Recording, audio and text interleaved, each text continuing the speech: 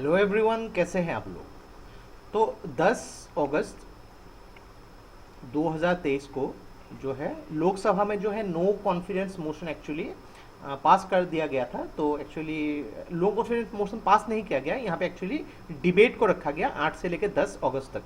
तो क्या है ये नो कॉन्फिडेंस मोशन, क्यों इसको लाया जाता है, इसके प्रोसीजर कैसा है, किस प्रोसीजर से जो है नो कॉन्फिडेंस मोशन को जो है लाया जाता है और इसकी सिग्निफिकेंस क्या है, डिटेल में हम डिस्कस करेंगे। तो देखिए, Indian polity point of view के हिसाब से बहुत ही इंपॉर्टेंट वीडियो होने वाली है, तो इस वीडियो को एंड तक बिल्कुल देखते रहेगा। और इससे पहले अगर आप लोगों ने हमारे चैनल को अब तक सब्सक्राइब नहीं किया है तो इसको प्लीज सब्सक्राइब कर लीजिए, ताकि आने वाले ऐसे ही वीडियोस के नोटिफिकेशन इस तरह आपको मिलते रहे।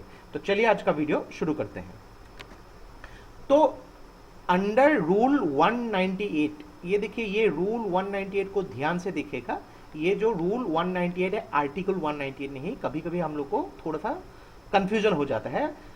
ये rule 198 of the rules of procedure and conduct of business in Lok Sabha, यानी कि लोकसभा में एक प्रोसेस होती है, प्रोसीजर होती है, उस प्रोसीजर में से रूल जो 198 जो होती है, ये होती है नो कॉन्फिडेंस मोशन।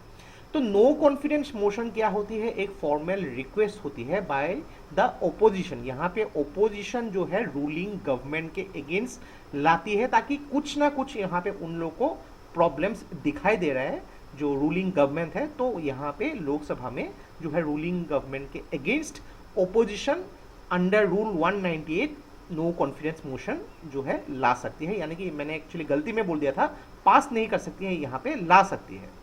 तो देखिए, यहाँ पे जब ये नो कॉन्फिडेंस मोशन पास होने के लिए क्या होना पड़ेगा कि अगर सपोज अपोजिशन ने ला दिया, प्रोसीजर के बारे में भी हम डिस्कस करेंगे, और बाय चांस यहाँ पे वोटिंग के दौरान अगर 51% अगर वोट आ गया in favour of the no confidence motion, तो जो भी रूलिंग गवर्नमेंट है वो यानी कि मेजोरिटी प्रूफ नहीं कर पाए, तो उन लोग को जो है इस्तीफा देना पड़ेगा, यानी कि वो गवर्नमेंट जो है टूट जाएगी। तो नो कॉन्फिडेंस मोशन जो है बहुत ही एक क्रूशियल वेपन है against the council of ministers. तो एक चीज देखिए, अभी तक इंडिपेंडेंस के बाद जो है 27 बार जो है नो कॉन्फिडेंस मोशन लाया गया था, और एक्चुअली ये जो मोदी गवर्नमेंट के अगेंस्ट ये दूसरी बार लाया गया है, पहली बार 2018 में लाया गया था। और एक चीज देखिए कि यहाँ पे 26 जुलाई को जो है नो कॉन्फिडेंस के लिए यहाँ अपील की गई थी, और इसके लिए डिबेट के लिए दिन रखा गया था 8 से लेके 10 अगस्त, 2 दिन एक्चुअली रखा गया था for the discussion and debate. तो थोड़ा सा डिस्कस कर लेते हैं नो कॉन्फिडेंस के मोशन के बारे में। तो यहाँ पे ये एक स्पेसिफिक प्रोसीजर होता है जो लोकसभा के रूल के अंदर, देखिए राज्यसभा लोकसभा के अंदर अलग अलग रूल्स होते हैं, तो इस रूल के 198 जो रूल है उसके अंदर नो कॉन्फिडेंस मोशन मेंशन किया हुआ है। तो एक चीज देखिए, कभी कभी आपको प्रीलिम्स में स्टेटमेंट बेस्ड प्रश्न भी दिए जाते हैं, तो नो कॉन्फिडेंस मोशन के ऊपर कुछ भी आर्टिकल इंडियन कॉन्स्टिट्यूशन में मेंशन्ड नहीं है।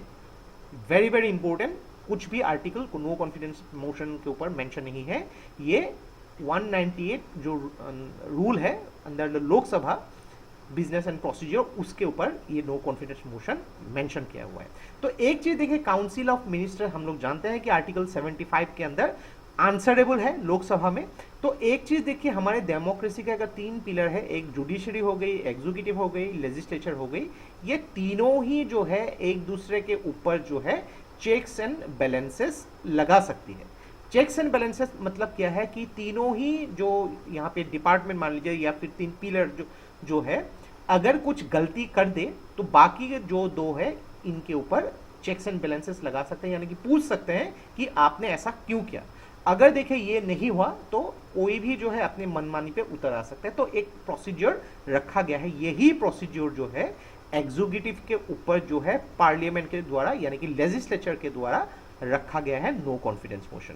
तो नो कॉन्फिडेंस मोशन जो देखिए, उसको इनिशिएट करने के लिए यानी कि जो नो कॉन्फिडेंस मोशन लाना है उसके लिए मिनिमम जो है 50 एमपीज के यहाँ पे बैक होना जरूरी है, यानी कि 50 एमपी, प्रिफरेबली ये अपोजिशन की ही होती है, यहाँ पे उन लोग की डिमांड होनी पड़ेगी, तभी जाके स्पीकर जो है उसको एडमिट करेगा। अगर मान लीजिए कि 40 एमपीज ही सिर्फ राजी है नो कॉन्फिडेंस मोशन के, तब स्पीकर उसको जो है अलाउ नहीं कर सकते हैं। मिनिमम 50 या उससे ज़्यादा हो गई तो यहाँ पे जो है स्पीकर उसको अलाउ कर सकते हैं।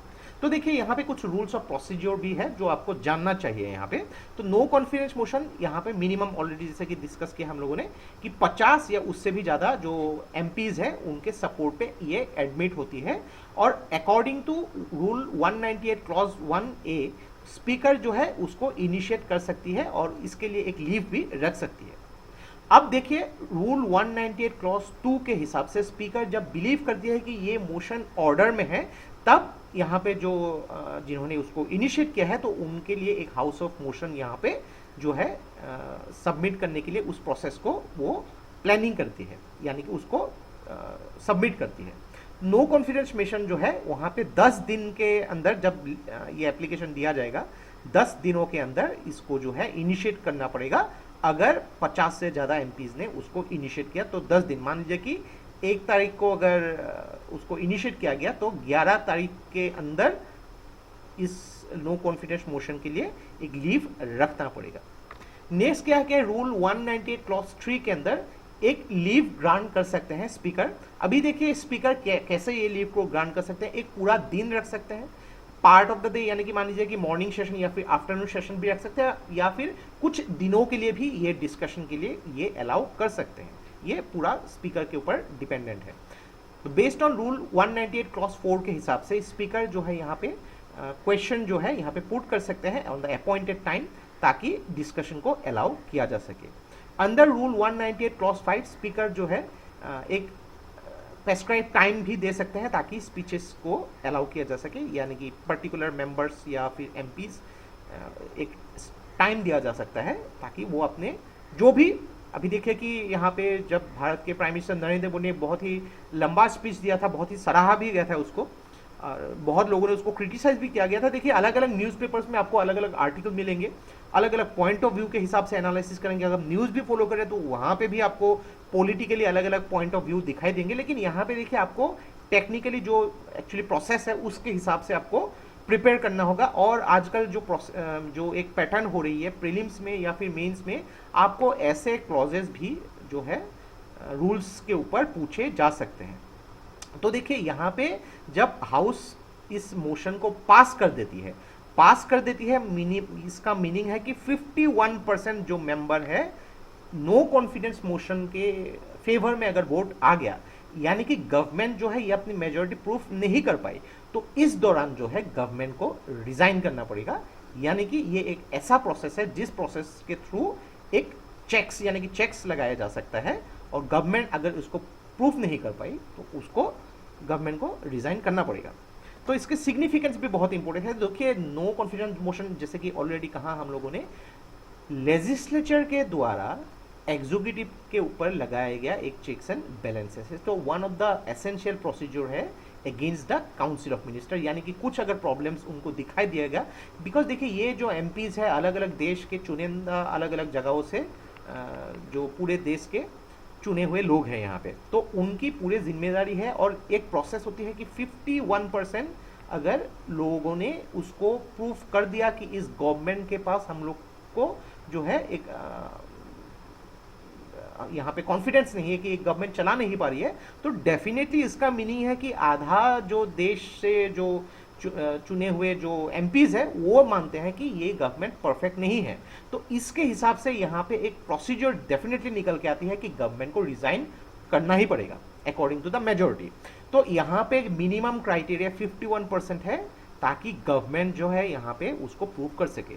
अभी देखिए जो रूलिंग गवर्नमेंट है उनके पास बहुत ज़्यादा वोट है, तो डेफिनेटली नो कॉन्फिडेंस मोशन से कुछ हो नहीं सकता, यहाँ पे कुछ भी फर्क नहीं पड़ता है। भले ही यहाँ पे मान लीजिए कि 40% जो है लोगों ने वोट दे दिया नो कॉन्फिडेंस मोशन के फेवर में, फिर भी कुछ फर्क नहीं पड़ता है यहाँ पे।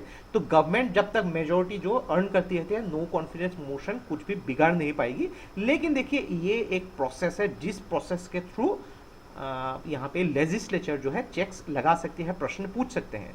तो गवर्नमेंट को यहाँ पे मेजोरिटी प्रूफ करना बहुत ही इंपॉर्टेंट है जब भी ऑपोजिशन नो कॉन्फिडेंस मोशन जो है इनिशिएट करती है। तो देखिए नो कॉन्फिडेंस मोशन के लिए जहाँ पे ओपोजिशन तब भी उसको इनिशिएट कर सकती है, कुछ क्रिटिकल या फिर क्रूशियल डिस्कशन अगर गवर्नमेंट के साथ करनी हो तब भी जो है ओपोजिशन उसको इनिशिएट कर सकती है। लेकिन यहाँ पे मिनिमम क्राइटेरिया है कि 50 या फिर उससे ज़्यादा एमपीज जो है उनको उनकी सपोर्ट नो कॉन्फिडेंस मोशन के लिए मिल सके। तो ये था हम लोग का complete analysis regarding the no confidence motion, जिसको इनिशिएट किया गया था रिसेंटली, लेकिन इसको डिफीट भी कर दिया गया रूलिंग गवर्नमेंट के द्वारा। तो प्रोसीजर और सिग्निफिकेंस आशा करते हैं आपको बहुत कुछ चीज़ें यहाँ पे सीखने को मिला होगा। और ये वीडियो अगर आप लोग को अच्छा लगे इसको प्लीज़ लाइक कीजिए, इसको सब्सक्राइब कीजिए, इसको शेयर कर दीजिए। तो आज के लिए बस इतना ही। देखते रहिए study eyes, take care, thank you and जय हिंद।